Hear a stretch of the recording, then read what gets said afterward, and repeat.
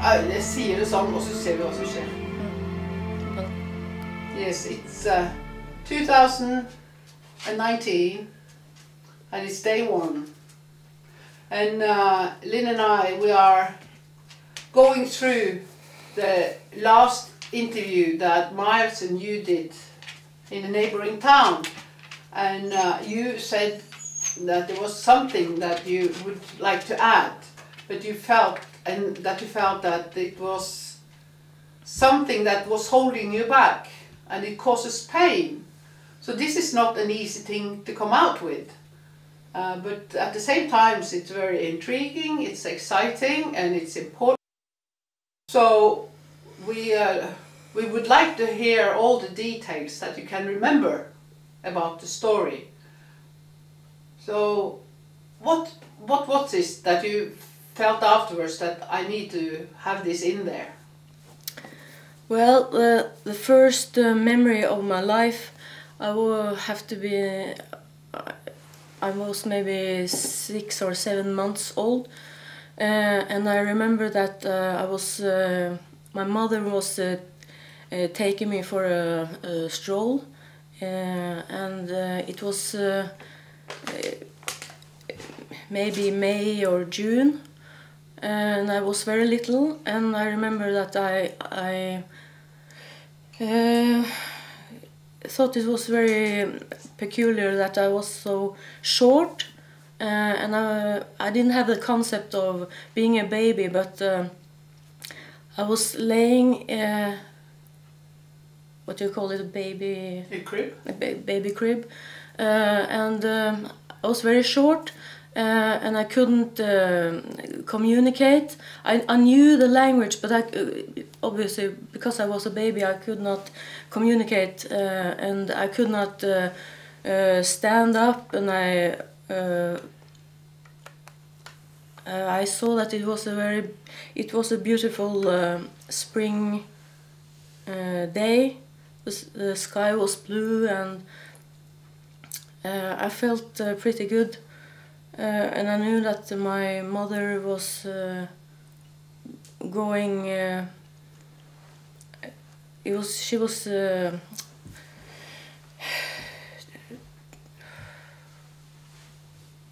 Vad heter det?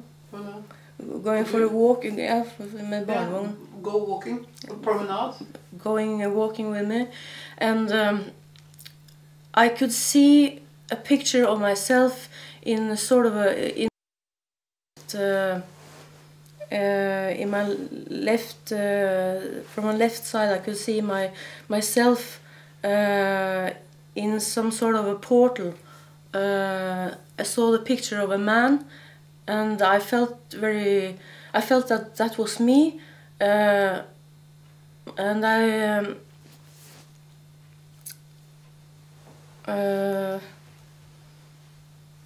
I thought it was weird that I was in this baby crib. But you know what, Linn? This is something I have heard before. Even the famous Patrick Flanagan, he said that that's his first memory, that he was lying in bed and he was not even a year old, and he saw his toes and saw how little he was. And, oh God, I have to grow up, and it's a long time to, I can start working again, and that was a frustration. So that's a very strange experience that you had that. I felt very frustrated because I didn't have any ways of communicating. You had full consciousness. Yes, I had. So you had not you've grown up, your big self, but you had. I felt like I was a grown up, but obviously my body was the body of a baby, and I could not do what I was used to. No. So. That must have been frustrating. That's easy to understand. Yeah. And but you grew up and you had a new experience when you were 5, 6, did you? No, the next alien memory, I was about 9 or 10 years old, and I was walking in the middle of the night.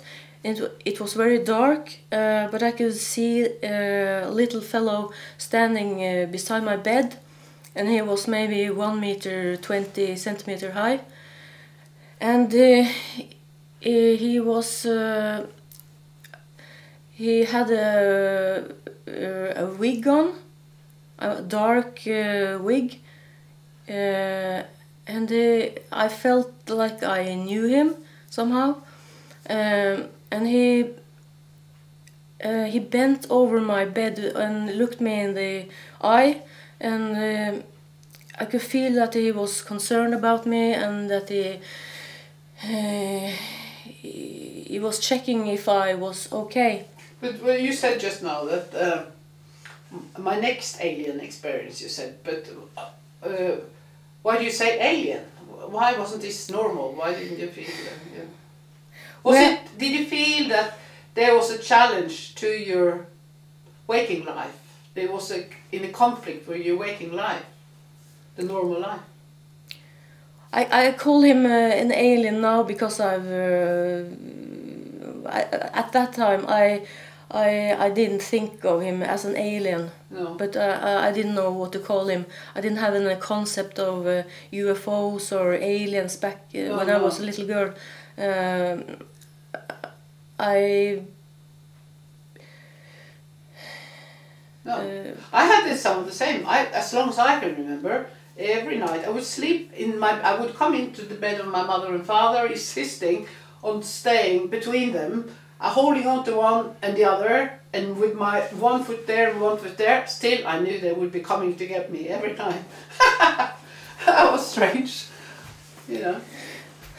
But tell more of the story that you wanted to deepen out. Do you want her to go the whole story again, or would you kind of clip it in, Miles? Just keep talking, and as it comes out. But we've got about 1 minute and 30 seconds. When this camera runs out, I'll do this, and you just take a breath, okay? About 5 seconds before. So if you want to continue.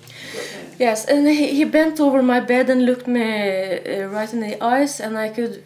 I felt like I knew him, that he was kind of my guide, or he has followed me all through my life, and he took his hands and stroked me very carefully on my forehead to comfort me, and he had very long and thin fingers with claws on, a couple of centimeters long claws. But I wasn't afraid of him. I never felt scared or afraid of him. I felt like he was my friend and that he cared about me. So did you have any concept where he came from? No, but I hadn't any concept of that. But I felt that he was kind of my guide or something. And then that's all I can remember. Or family? That. Maybe a little family, yes. But you said just now that he had followed you all your life, but back then you weren't very old, so you were just a child. It just felt familiar somehow. But so maybe it was from Orion, you think? I have no idea. No. But when I grew up, we only had one channel on the TV, and I can't remember seeing any films or about UFO, and I never read about it, and nobody in my family talked about UFOs. But I drew a lot of drawings, and they were all about UFOs and aliens. When I was about 9 or 10 years old, I had an experience where I was told, I had this communication, telepathic, that I was told to go outside because they wanted to show me something, and I told my brother about it, and he was about 7, I think, and we put our clothes on, and it was winter time, and we lived in a farm, a very long distance from town, so there was not much light outside, and we went outside and lay in the snow and waited for this experience, and a couple of minutes later, 1 minute maybe, a big ball of light. Did your brother, did he wait for it? Yes, we lay So beside... did you tell him to come because something is going to happen? Yes, I told him. And Okay. I told my parents too, but they didn't believe me. They were too busy? No, they didn't believe me. Okay. So we went outside and we lay in the snow, and maybe a minute later a ball of light came floating, and it floated very slowly, and I don't know the height, but it was pretty close, maybe 50 meters or... What did your brother say? I can't remember his Oh, saying look! anything. Look, Linn! We just lay there very still, and this ball of light, it was like a glowing ball of light, Yeah. and it landed in our woods, in the hill, Yeah. on the farm, Yeah. and then we went inside and told our parents, and they didn't believe us. I can't remember anything more from that experience. It's kind of strange. Can you feel it's half real, half not real? So it's half etheric. So if you ask your brother afterwards, maybe he cannot remember anything. He remembers it, but he remembers that the ball came from the left and went to the right. Okay. And I remember it came from the right and left to the right. Left. Yeah.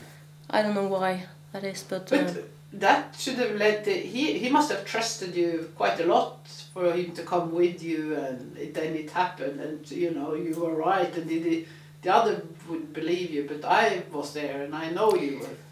well, we were pretty close when we were. He's younger than you, children. is he? He's 2 years younger. Okay. So. And the next episode that I remember, Yeah, but you have many episodes. But that means that you have a certain character that has... So you have been psychic all the time, haven't you? Somewhat. Even if you couldn't predict the future or see that, you must have had something that you knew that the other didn't understand. well, I've always been different from other kids, and I knew I had dreams that came true, and I could do things like, we had a Rubik's Cube, and I don't know how, but I solved that many times, and I don't feel that it was me that was doing that, and my big brother became very annoyed at me because I could do it and he could not, so... Yeah. Well, the interesting thing is, one of them, and that's a good reason for making this video, is that many people have this experience that has been oppressed. So it's time that people come out, because people who has these kind of experience, they are in the lead, so to say. They're kind of guiding the rest to be sensitive to this, because that's who we are as beings. That we are intuitive, we are creators, we are soul beings that are limited in somewhat with the body, but we are so much more. So the contacts we have that are extraordinary, that comes from your bigger self, and that means that you have a big self that are there to help other people reach their bigger self. Don't you think? I would like to help others, because in many ways I've been very lonely all my life. The experiences that I've had, I can't talk to many people about that. Well, that's changing now. That is changing now. It's much easier now to talk about these things. And I had, when I was little, I felt like I was grown up when I was a child. Yeah. And I know that I was I was thinking about things that the children normally doesn't think about, and you said to me that you felt that your mission is to make people become friends, or to create bigger unity, to gather people, to come together, you know, people like yourself, and maybe to raise the consciousness of this world, or I had a lot of dreams when I was a kid that I was in this what do you call it?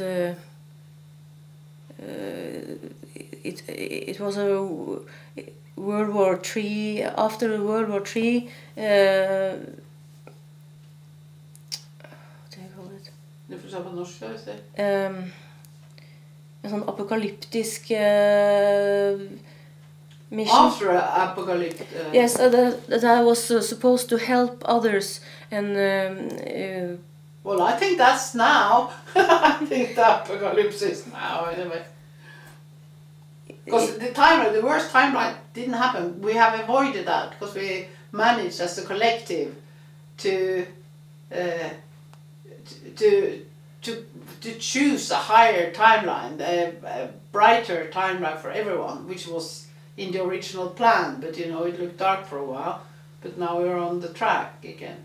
Yes, a year ago I had two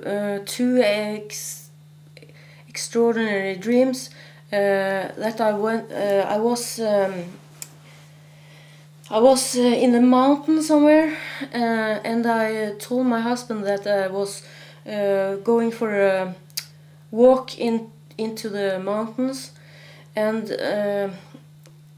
it's hard to explain, but the nature and the plants and everything was so beautiful. The only way I can explain it is that that God must have been inside it. It was like heaven. That God must have been inside every atom and every cell and everywhere. It was so beautiful that I woke up crying. Yeah. Both times because I've never experienced. I know what you talk about. I have had those. Yeah. That happened 2 times in March 2017. Ooh. And when I woke up, I thought that it may be the new world that everybody is talking about. Yes, I believe that. Yes.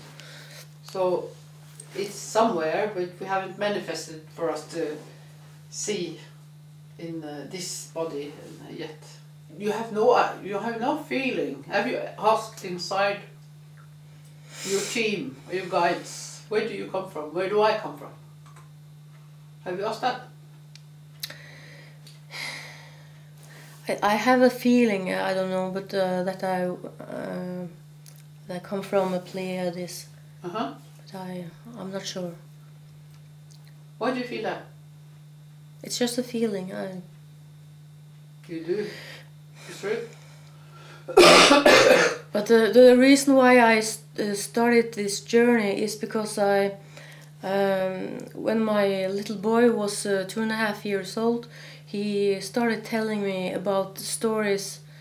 I just one morning I just asked him how he had slept last night, and he told me that he hadn't slept at all because some we call them blue doctors, had come into his room and questioned him about life on Earth and how it was to be a human and lots of things. And he was quite upset and a little afraid.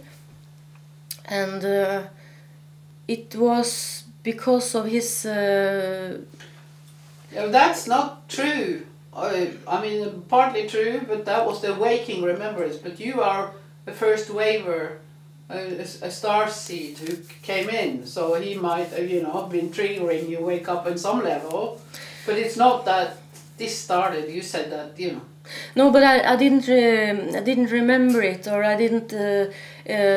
My childhood experiences was so natural to me, but at the same time I didn't have any concept of what it was. It was just natural. But when he told me this, I wanted to help him and protect him, and help him because he was so afraid. And he told me a lot of stories, and then my husband bought the book Communion by Whitley Strieber, and I read it, and a lot. I hadn't read anything about UFOs.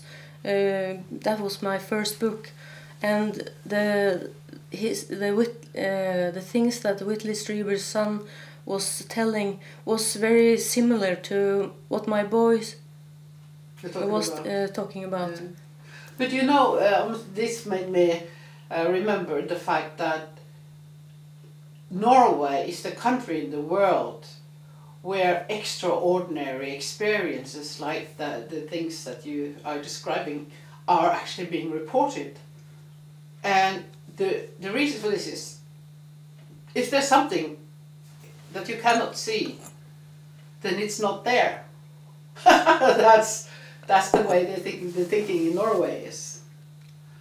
And so, one way we are very down to earth, but at the same time we're very kind of disciplined not to talk about things like this, which is you know, it's not good not to talk about it. So it's for example, Iceland, every third person there, they have experienced, you know, either whether it's the small people, aliens, some, you know, extraterrestrials or some, or witches, or you know, angels. But here, if you have that, you know, then the screw loose, and that's it. Yes, I haven't told very many people about my experiences. So what do you think, if you did, what would most likely happen? Now you mean? No, I mean back in the day, before. The reason why you're a wise person, so you must have had your reason. I had this feeling inside that I was not supposed to tell anybody. Well, okay. Very strong feeling that so you had if you would tell, you would betray someone. Yes, kind of. Oh yeah, okay. But now I feel it's okay to tell. Yeah. Now's the right time. Yeah. Yes. And when I was a child, I also had a lot of dreams about me and this little alien being. I think he was a grey, and he was showing me a lot of things about ecological things. He was taking me under. We would swim under the water, and he was showing me how damaged the water was because of pollution. And he made me. I could see the water, and I could see the atom of the water, and how it was distorted because of pollution. I had a lot of dreams like that. Let me think. You see, I don't think that little grey men are aliens in a sense. There's not a race that's little grey, so to say. I think that there's a timeline, a future timeline, where many bad things happen. And they would come back to sort this out, to change this. So what you call grey, could he be one of those who come back from the future to make us, through you, help go another way?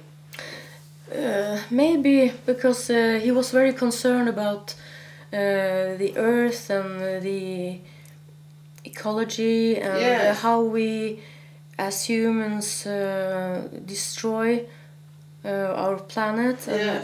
he wanted me to realize and to change maybe the way we live and think. And Because I have a feeling that this little grey, somehow it's a disguise. So they're more much. They can change. They're more like us, or they are like us.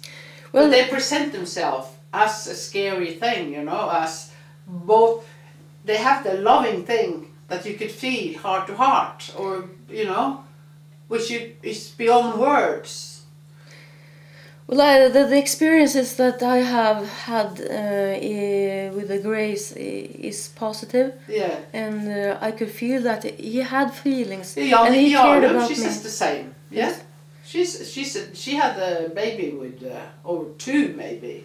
He cared about me. That's all I can yes, remember. exactly. So, But she said the same with the people that came to her. They came in a ship, and that was a man and a woman, I think. But they were great. I've had experiences where I was shown a baby, which I think is It's yours. mine. Yeah, okay. And where is this baby now? I think it's out in space, because I don't think he can live down here. How do you know it's a he? I just had a feeling. I was this was shown in a dream, but it was very. I don't think it was a dream, because it was very real, and I could still remember every detail of that dream. And I had this dream. But you cannot remember having this baby.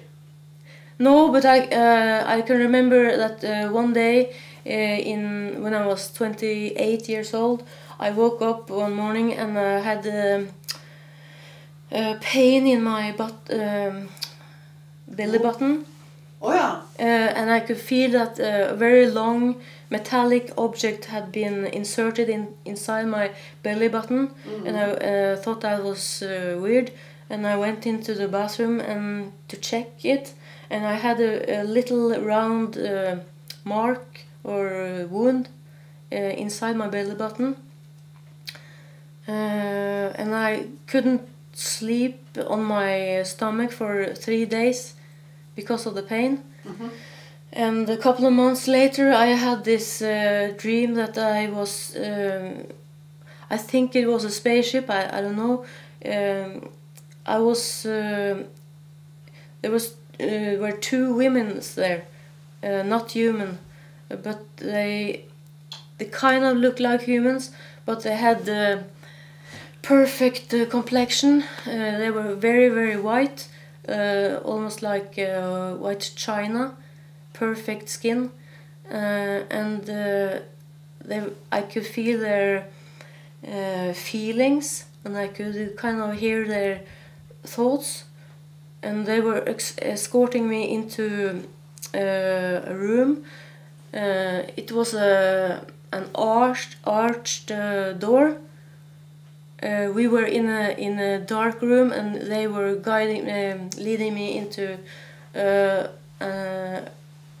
lighted room, and the room was absolutely white.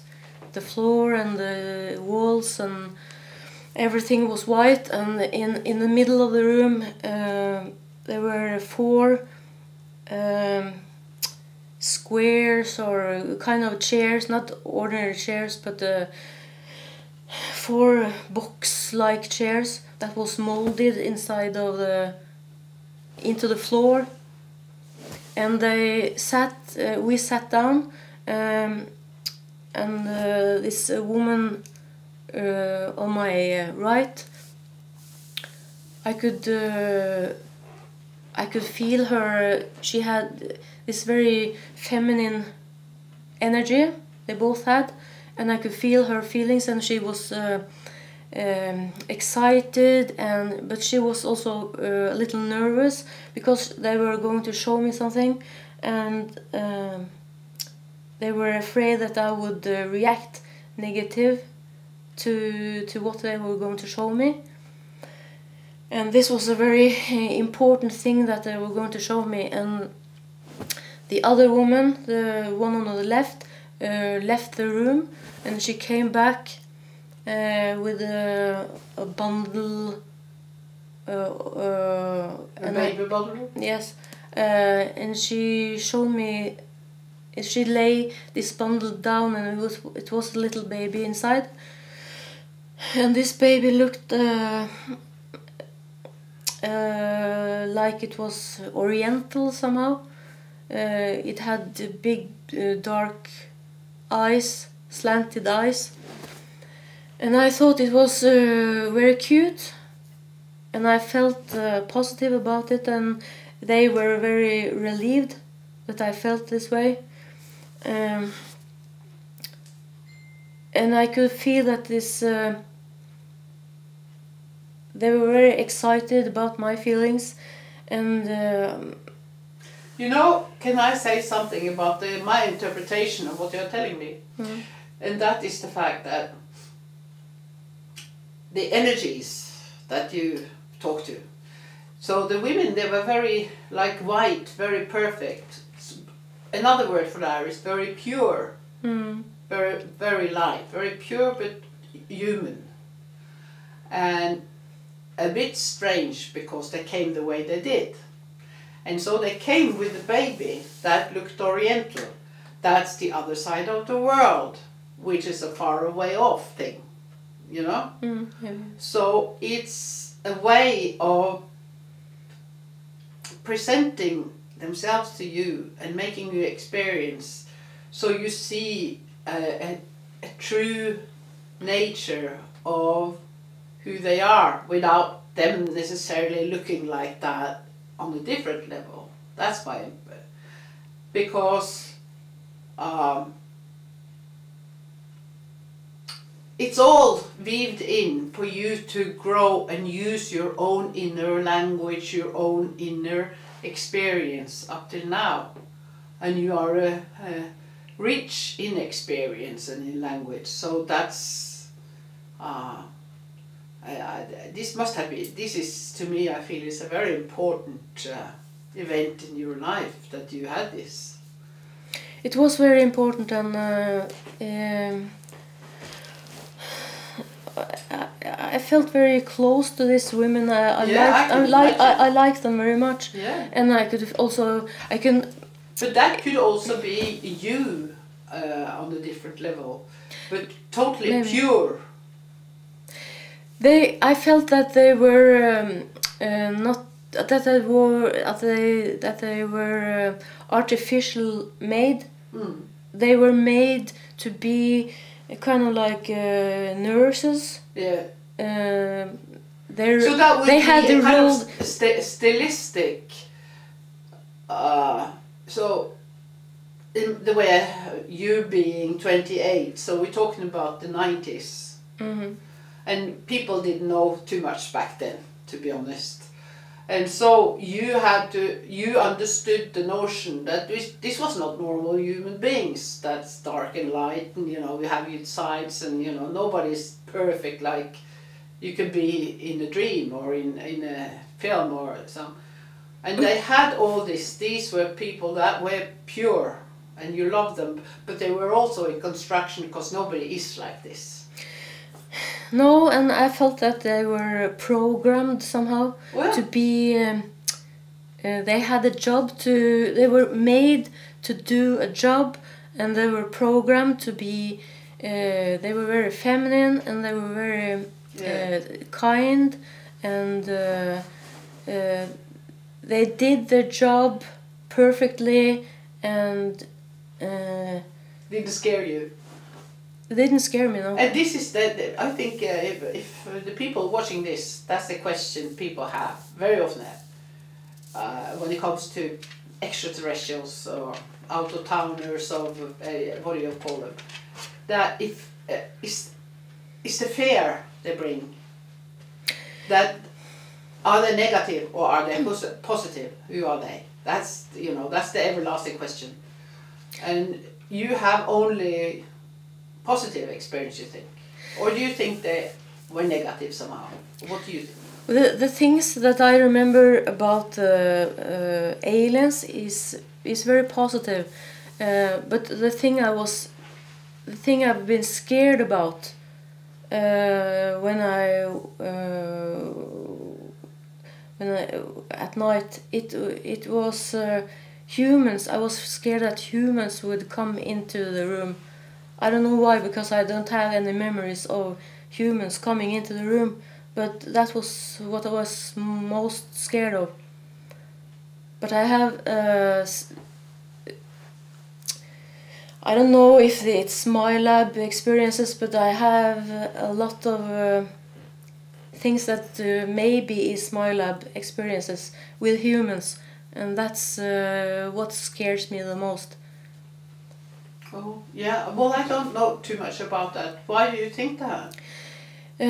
Well, when I was about 9 or 10 years old, I had several dreams that made me.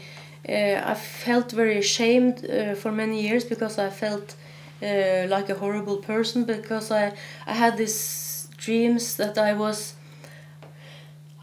in a very grey landscape, like after a nuclear war kind of landscape. It was dark and grey and obsolete of life.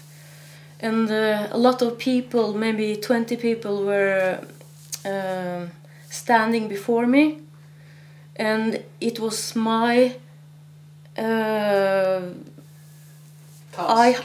task. I had to decide which of those humans that was going to die, and I felt really bad, but I had to do it. And when I woke up, I felt ashamed and like a terrible human, because I had to do that. I didn't want to do that. But why is that MILAB? I don't understand why is because that. I've heard about something similar late now. I don't buy that.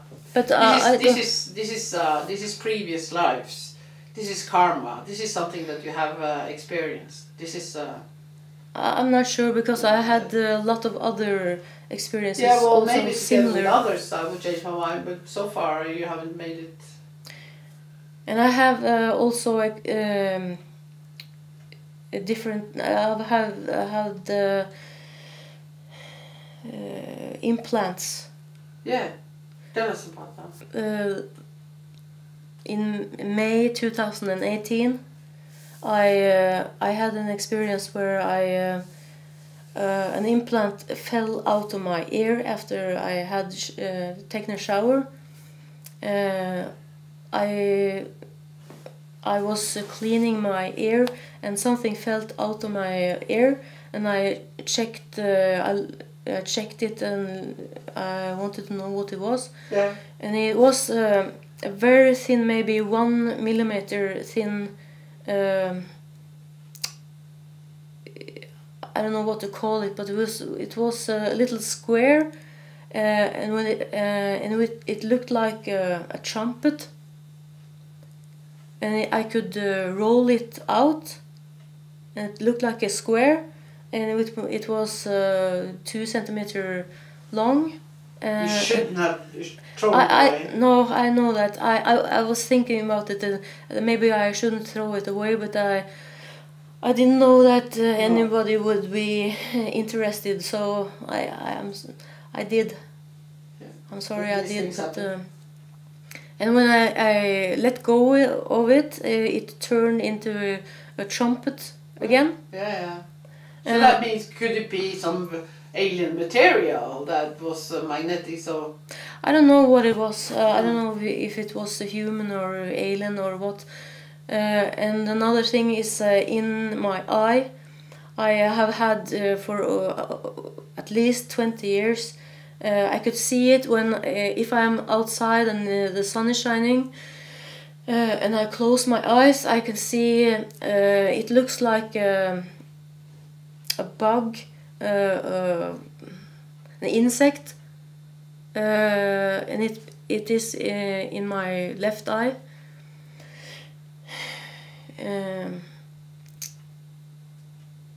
And I don't know where it came from, or but but I can. It's there, and I can It's move in it. there. I can move it with. If I move my eyeball, Yeah. I can make it turn. Maybe you need to make somebody check it out.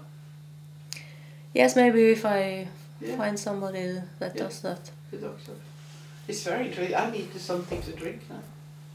Can you take a break? Yeah, we can take a break, we're out of tape almost, and we'll change tapes and have a drink and start again. Okay. Thank you. Oh. Right. So, do you experience now? Okay, do that again.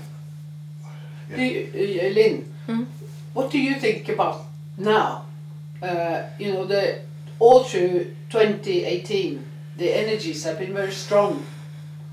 And how does that affect you? Are you so used to just living a normal life, or do you feel that you go into different moods or different consciousnesses during the day or during the week?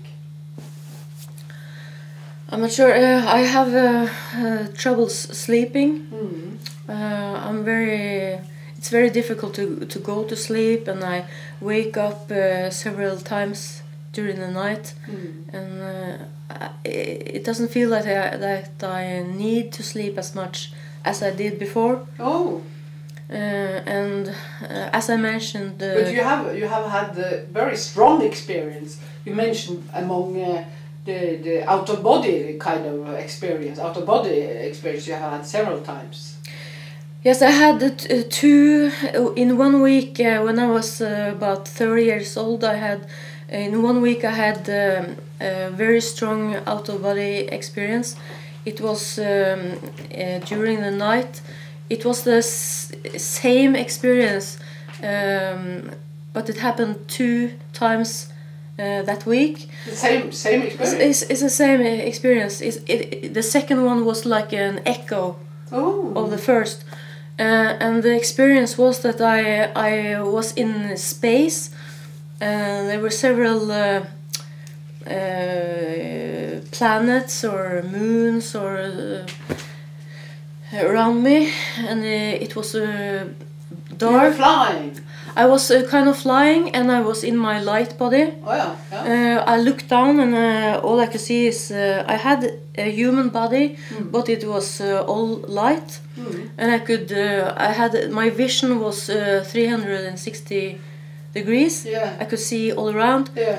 And beside me was a little fellow. Yeah. I think it was the same fellow that's followed me all my life, probably. and he was also in his light body. What was that like? And he felt comfortable, and he was. Was it beautiful in his light body? It was fantastic, and I all around me and inside my body and everywhere, it was infinite love, the feeling of infinite love. It was so strong. It was like a physical feeling.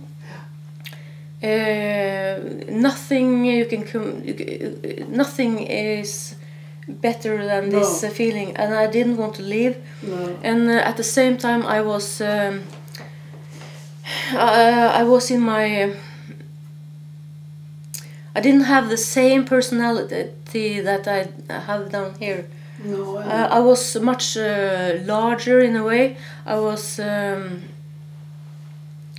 more wise. More wise and better and larger and more free. And the little guy beside me, he was talking to me telepathically all the time, and he was telling me that we had several lives, and in each life. Wait a minute.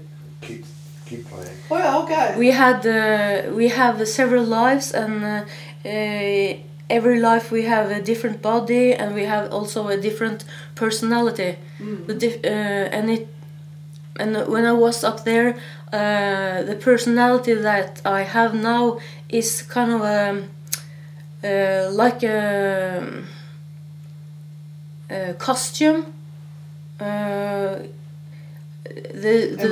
The real me is the core being of me in this life is the same. Yeah. But the other things, the personality, is. That's the I am presence. That's the they call the higher. That's a blueprint. I was in my higher self, so I was a lot larger, and I knew more, and I was very different than the way I am now. It's easy to understand when you think about everything to do with fear, everything to do with being held back, but be 100% resting in trust and in security and love. You know, that has to bring a large personality. I didn't have any fear at all. No? So I was absolutely free. And it was fantastic. And also in this experience, the planets that I saw was filled with numbers and letters and mathematics formulas. It was a very high form of math, and this little being beside me, he was telling me that this was kind of like in a computer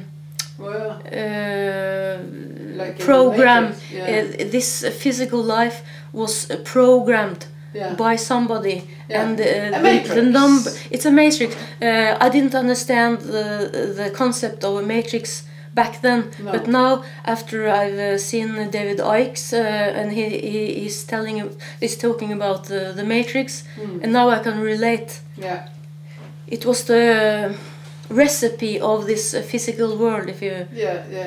And this little guy was telling me about that, and that all humans live several lives, hundreds and thousands of lives, and we change every life. We change our body and our personality to experience different things. And when I came back, I could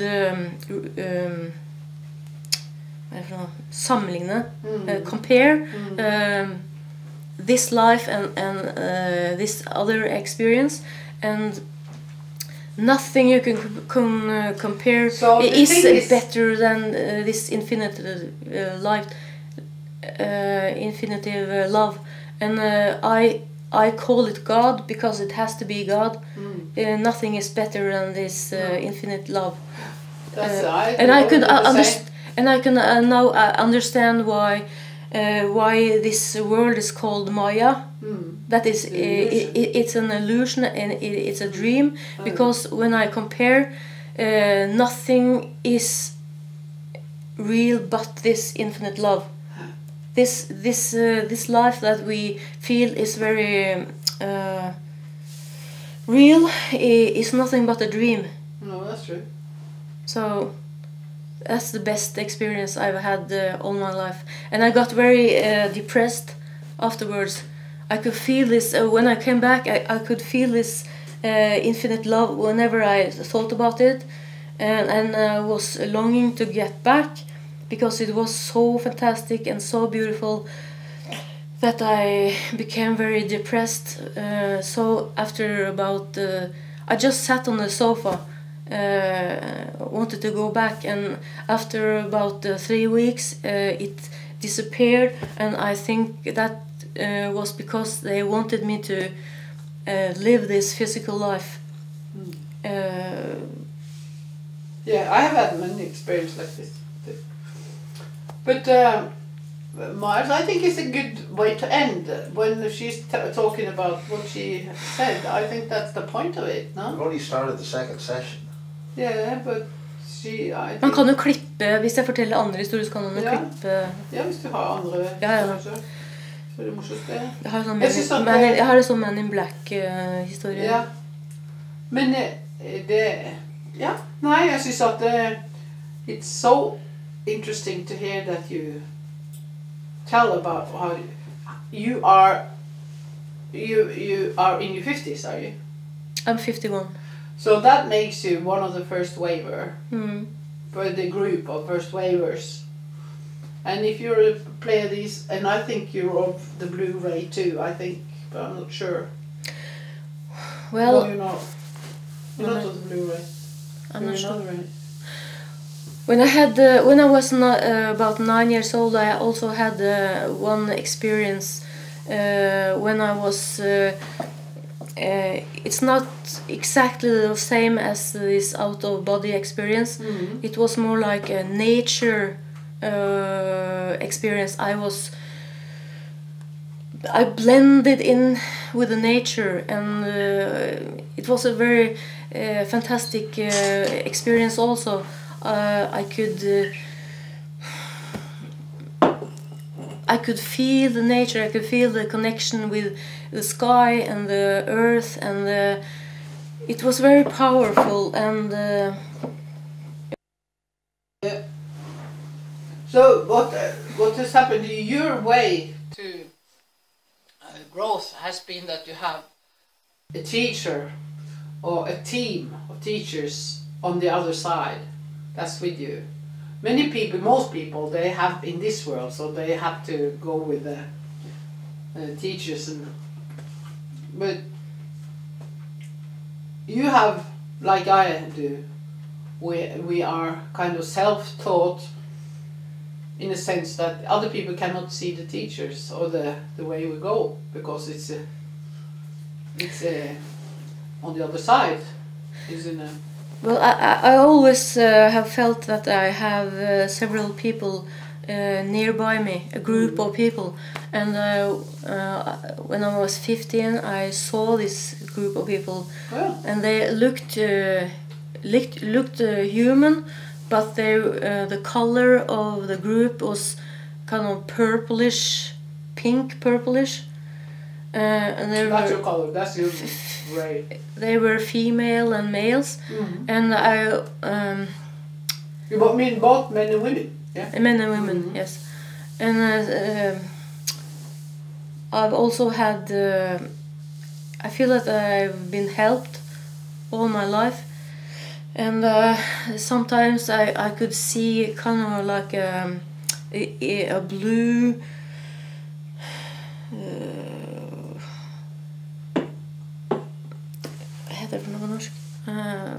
Purple? Violet? Yeah, violet. That is your ray, so you're part of that. Spiral with golden keys. That answers my questions and helps me.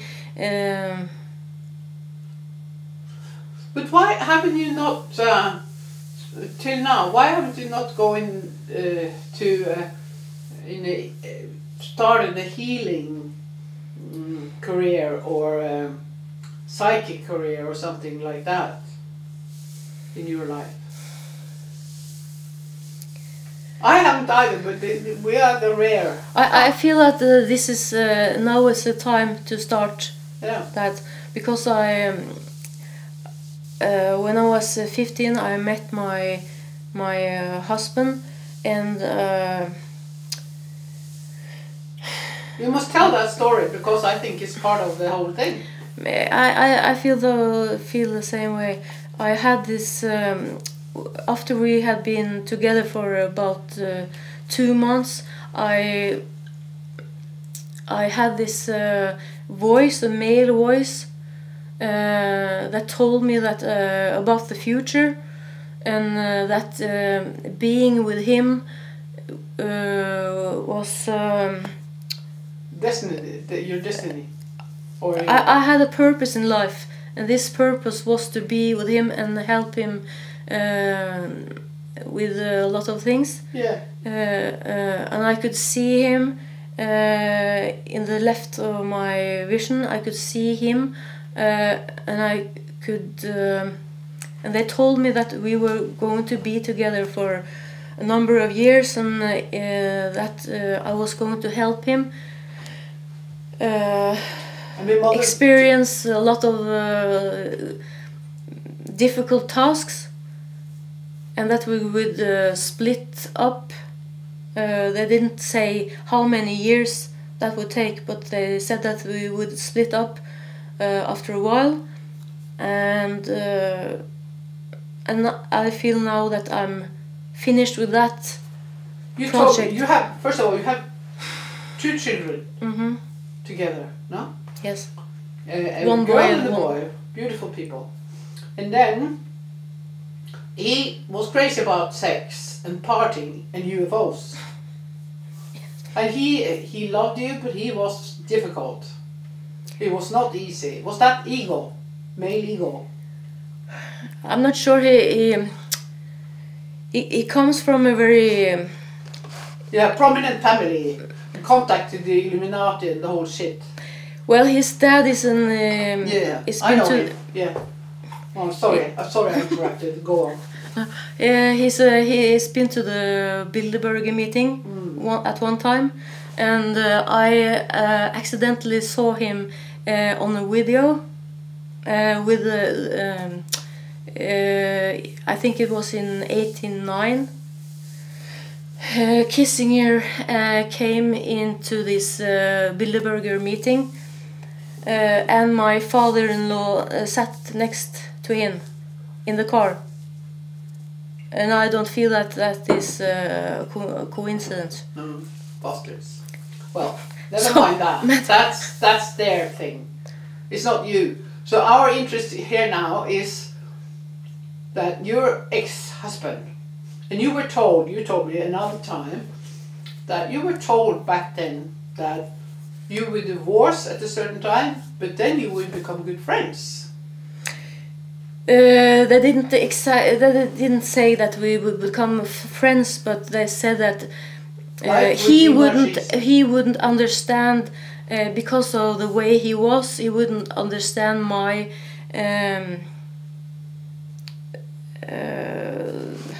who you were. Why the things that happened, but things were going to be alright afterwards. You have helped but I had to show him. I didn't want to do this, but I had to show him and guide him through these experiences. That was very difficult for us both, and because of the way his brain and his heart and the way he is, he would not be able to understand why and how why I did it.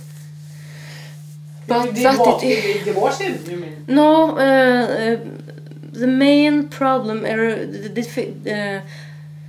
his main difficulties was that we had children. He has Asperger's, so he thought I was very difficult. Yeah, and maybe I have Asperger's too, because I have a lot of the same symptoms. But I don't know why. I don't know who told me this, but the message was very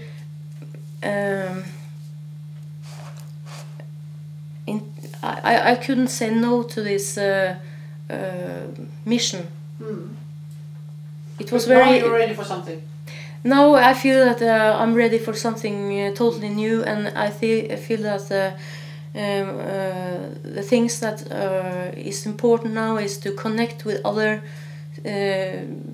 humans that has the same experiences as I do, and to help in the transition to the new world. So. And we are doing that. Well, blow me down, we've got the Illuminati, the Bilderbergers and aliens all in one go. What other stories do you think would be exciting to know about? Yes, what I wonder is about your children, because they draw this, and one daughter, she's creative writer. She writes fantasy, and very lovely girl. And I haven't met the boy, and but he was drawing these UFOs. And what's his relationship to this now? Is he denying this, or is he happy about it, or what? No, he's denying it, and he's. Is that strange? That's no, I think it's pretty normal because I think he denies it because he's scared of it. Well, so now he thinks that I have a. Is he scared of you? No. He doesn't. He thinks that that it's me that's. Fantasy. I'm fantasizing about it. But, I didn't know